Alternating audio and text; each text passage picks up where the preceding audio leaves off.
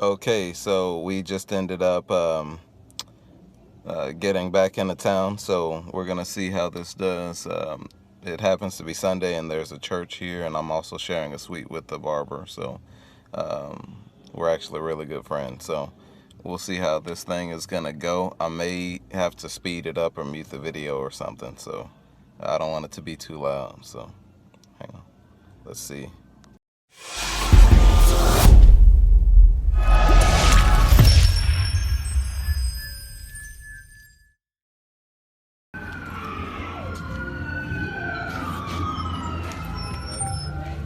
Hey, how's it going?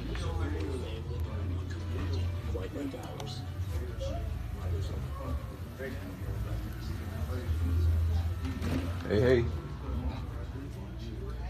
All right, so we had a sheet failure. We tried to load the sheet, but it didn't. So we had 1, 2, 3, 4. Well, we almost made it. So colors look good still.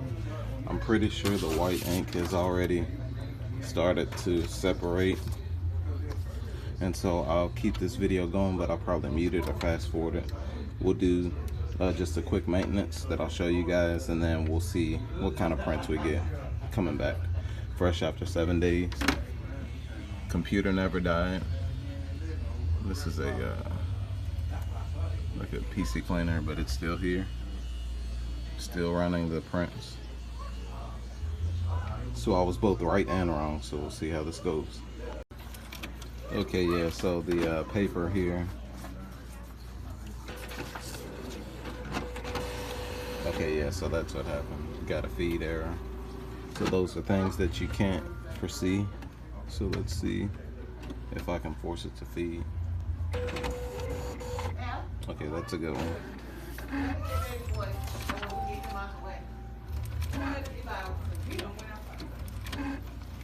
Yeah, prints look good.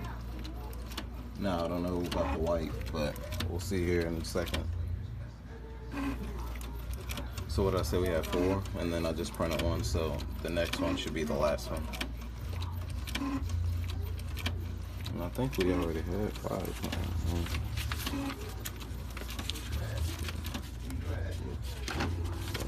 Yeah, we have 1 more.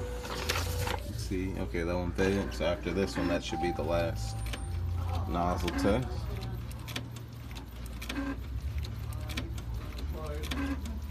And this is an experiment. I just want to be the guinea pig to show you guys how long you can leave it unattended. Granted that you have good dampers. The most ideal method would be to have another set of dampers, which I do. They're up here somewhere. I've recently moved this stuff around. Well, here's a couple. I have another pack, but so I do have it. I just didn't see the necessity of doing that.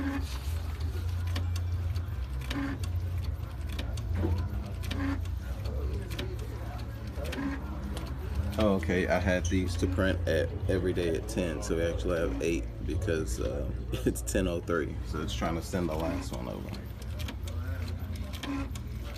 But yeah, look at those colors. So we'll check back in here in a second. Okay, the first thing I want to do is to go ahead and I guess we'll power this off here.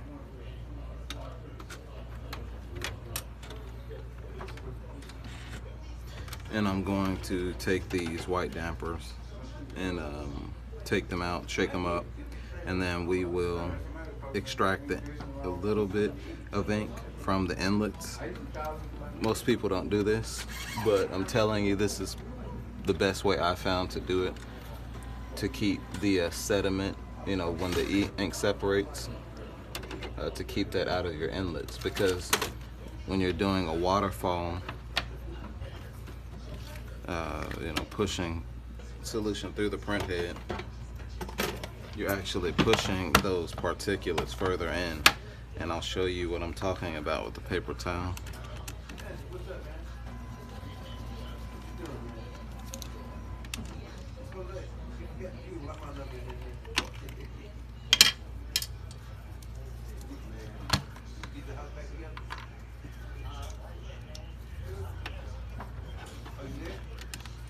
Really only, well, I'll remove all of them just to check everything.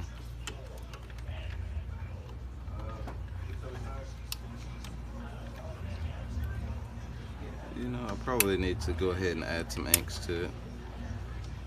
I don't really care for these new dampers, but Kingdom DTF has a new set. And if you're wondering why I don't care for them, it's more so a reason of it's just cumbersome to push these clips back and also pull up at the same time. Okay. See, so that's how much it's separated. See, if you look really carefully, it's not super, I mean, it's bad, but it's not super bad.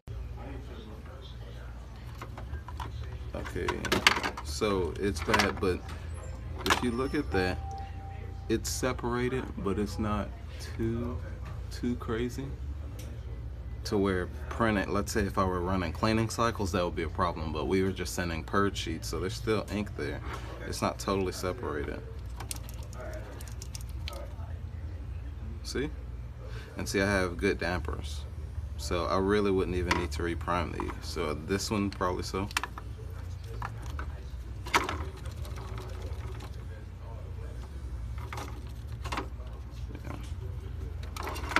Check. See, the black needs to be primed, so I'm just going to pull all of these out, because saying that one or two need to be reprimed, it's indicative that they pretty much all need to be checked at least.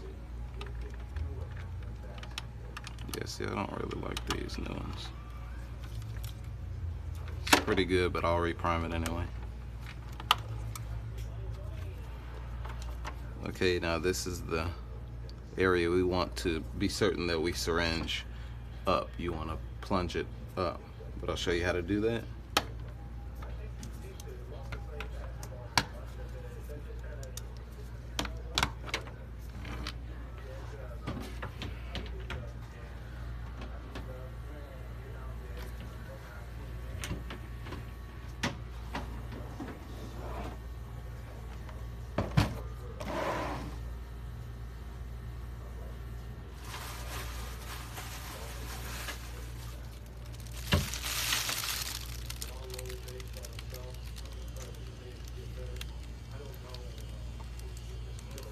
Okay, we have our cleaning solution here. I use piezo flush.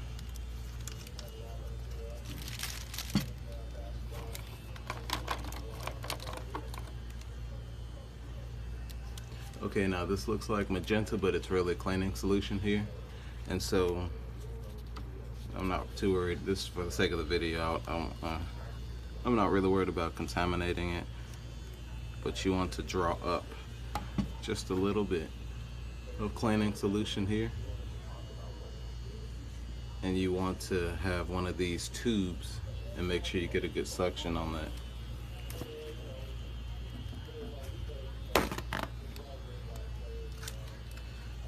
Be careful not to push the plunger down. All we're doing, we are trying to extract up. Do not press down or you'll get a waste tank error here. So we're just going to put it over the inlet securely and draw up just very gently, very quick. As soon as you see white ink, feel the tip of this, it's good to go. And I'll show you this here in a second. So I'm gonna do the second one also. The other color should be fine. Drawing up gently. Now,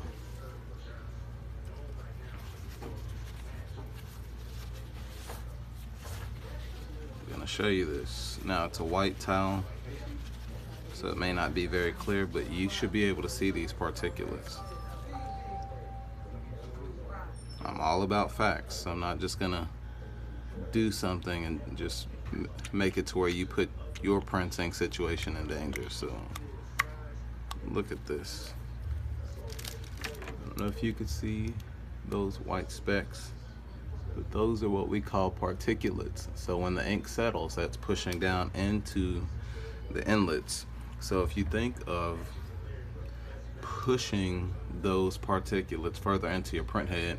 That's why you're not getting the full vibrant whites that you would like to see there, because you're pushing them further. You need to draw them out, but with the gentle suction. Also, there's a certain amount of downforce or pressure that you need to actually be able to push solution through the print head anyway, because the printer is designed to do that on its own.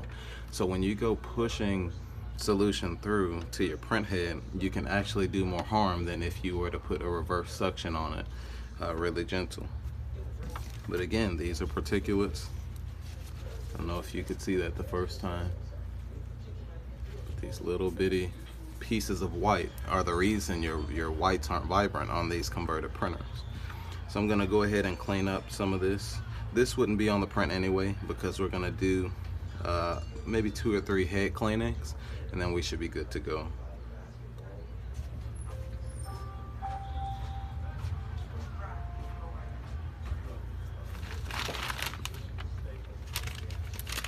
Hey.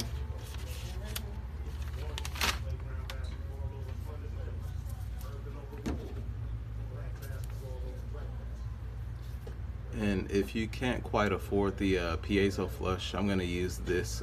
This is in the link of the description here, and it's 500 milliliters of cleaning solution. Piezo flush is just the best on the market, but do not let people tell you that all printing solutions are created equal, because that's not the truth. So, but work with what you have.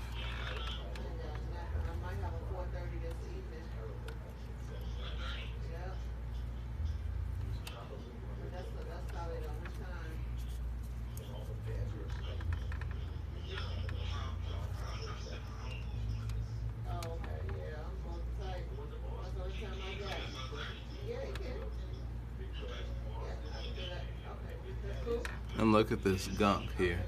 This could also be the reason why your prints, your whites aren't crispy and vibrant, because when this ink settles on the inlets, you don't get good contact when the dampers touch them. So keep that in mind also. There could be several factors. Your ink limit could be too low for the white. So it's not just one factor.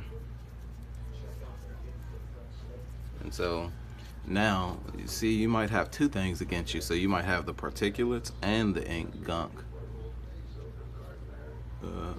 residue that's preventing your whites from being vibrant.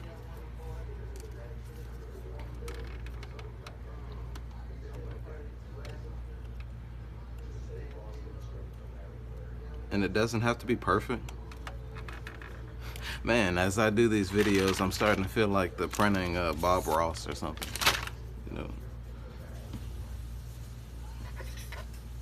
It doesn't have to be perfect, but we just want to get some of the residual ink to make sure we get good contact.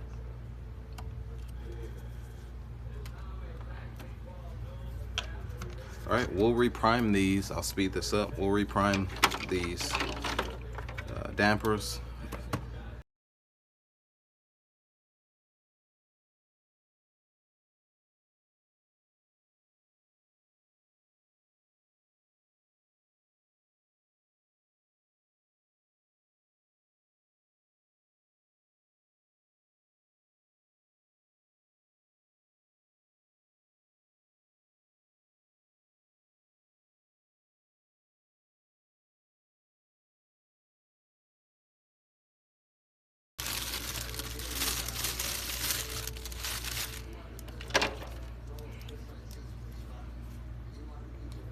Okay, so when you're priming, if you're having difficulty, that air bubble, you need to tilt your damper at an angle where it puts that air bubble right near where the outlet exit port is. See how it drew that bubble right up?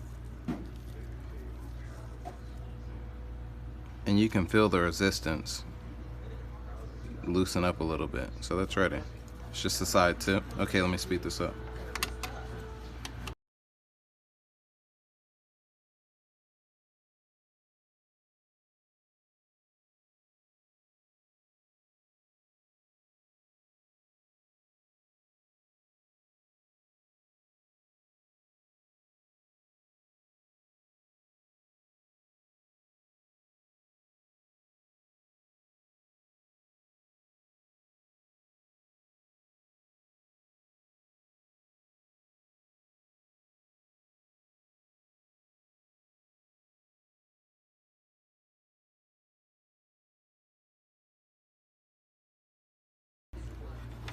Okay. Let's power this back on. Clean up while that's setting up.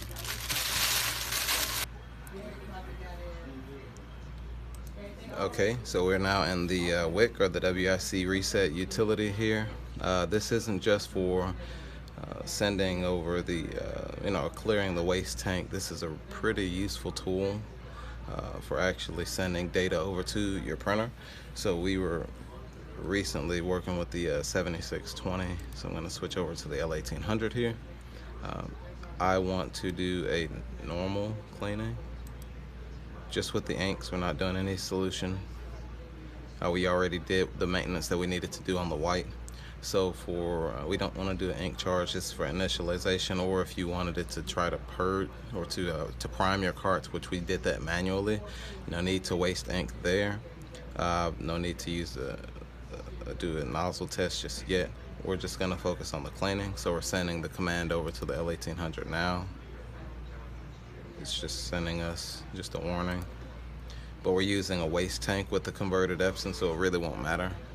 It's just going to dump the excess ink into the tank, to the actual waste bottle that we're using.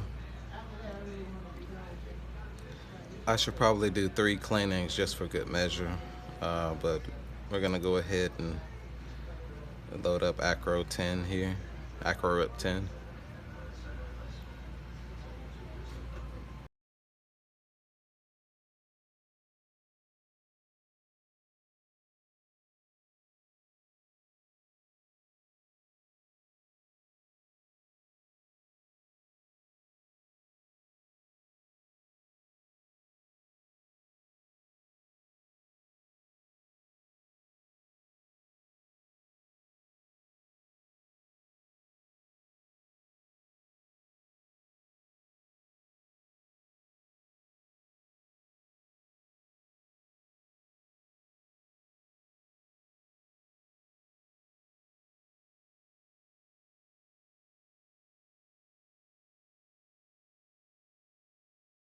So, okay, so we left the printer unattended for 7 days here.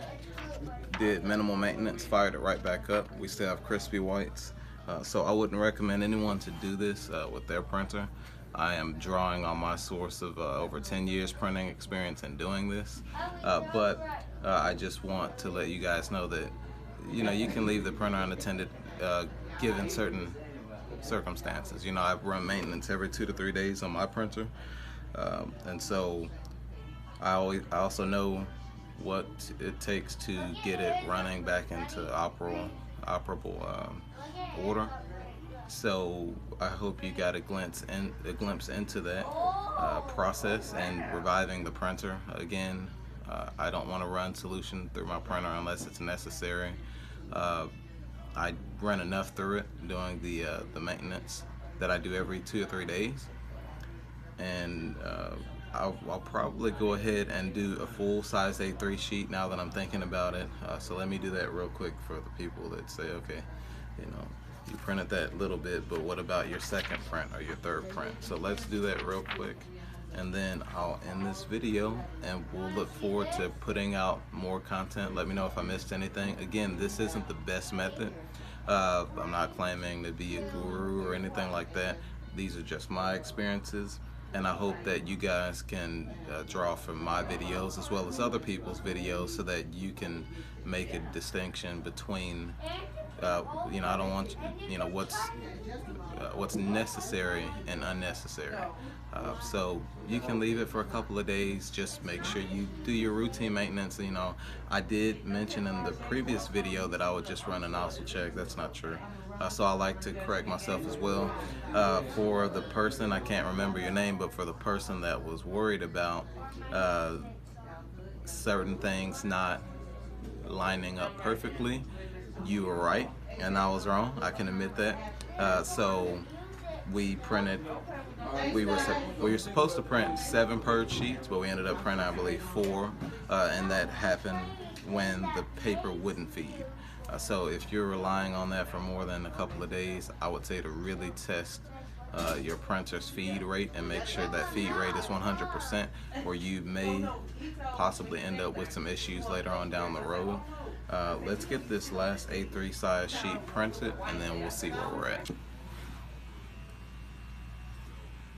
Okay, so we just sent that size A3 over, and I really don't need this image, but I did want to go ahead and run that print so that everyone knows that there aren't any gimmicks or anything like that. So we're just waiting on the data to be sent over to the printer, and then we'll be done.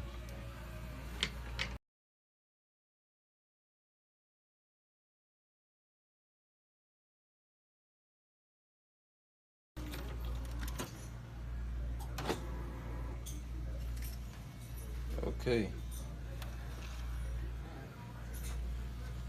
So I do need to clean the surface of the print. Oh no, that's not it. What ended up, oh, you know what? I set this up for 13 by 19. Yeah, because it chopped it off a little bit there. This was set up for an A3 Plus or Super B size sheet. So, you know, I printed too far down basically. So I loaded the wrong sheet. So we make mistakes here. So, but yeah, in terms of the crispiness of the white, the vibrancy of the colors, nothing's all, what do you call it? Grainy. Everything's nice. So that's gonna do it for this video. I don't want it to be very extremely long, but you can leave it unattended. You just have several factors against you that you need to kind of sort out. But other than that, that's gonna do it here for today, and stay elegant.